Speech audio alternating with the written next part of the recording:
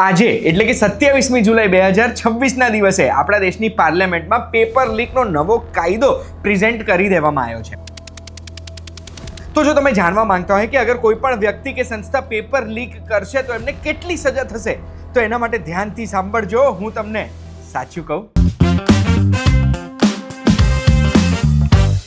You're watching સાચું કહું, મારું નામ છે ગુંજ ઠક્કર અને public exams use of unfair means 2024 એક કાયદો હતો જે આપણા દેશમાં પેપર લીક જો કોઈ પણ વ્યક્તિ કરે છે ને તો એમને શું સજા થવી જોઈએ એના માટે 2024માં જ પાસ કરેલો હતો, પણ એમાં પણ ઘણી બધી જોગવાઈઓ, ઘણી બધી અમેન્ડમેન્ટ્સ કરેલી છે અને આજે એટલે કે 27મી જુલાઈ 2026ના દિવસે પાર્લામેન્ટમાં રજૂ કરી છે। તો કયા કયા ચેન્જીસ રજૂ કર્યા છે? તો સૌથી પહેલા સેક્શન 10 છે ને, આ પબ્લિક એક્ઝામ્સ વાળું બિલ છે, એમાં એ પનિશમેન્ટની વાત કરે છે।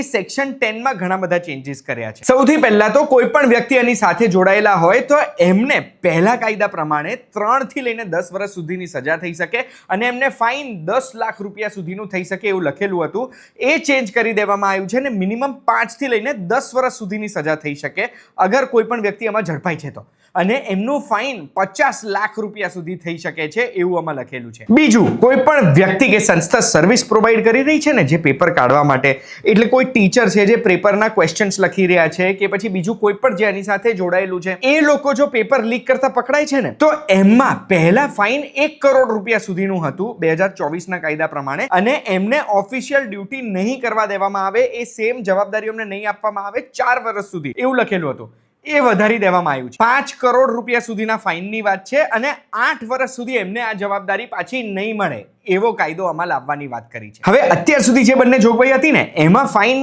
અપ ટુ એટલે 5 કરોડ સુધીનું કે 1 કરોડ સુધીનું લખેલું હતું।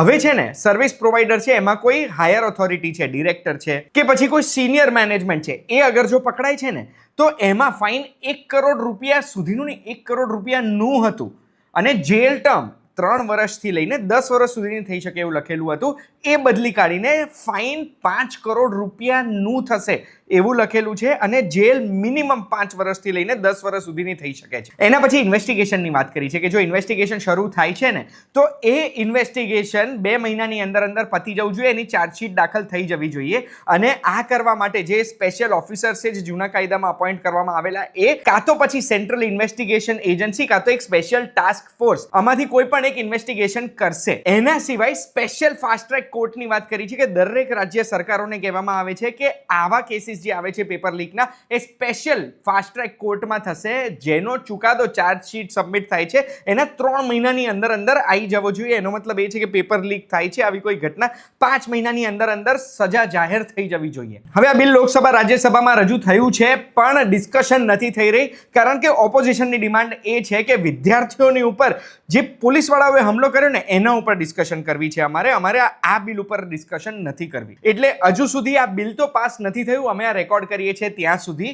પણ તમને મારે 2 પ્રશ્ન પૂછવા છે। પહેલો પ્રશ્ન કે શું આટલી સજા હશે તો કોઈ પણ વ્યક્તિને આ બિલ લીક કરવામાં હજુ ડર લાગશે કે સજા વધારે હોવી જોઈએ? અને બીજું, આ બિલ કેમ ફટાફટ પાસ નથી થઈ રહ્યું? કમેન્ટમાં મને જણાવજો। અને આવી જ ઇન્ફોર્મેશન જોઈએ છે, ઓથેન્ટિક ઇન્ફોર્મેશન જેના સોર્સ હું તમને પ્રોવાઈડ કરી શકું, એવી ઇન્ફોર્મેશન જોઈતી હોય તો જ સબસ્ક્રાઇબ કરજો આ ચેનલને। આપણે ફરી મળીશું।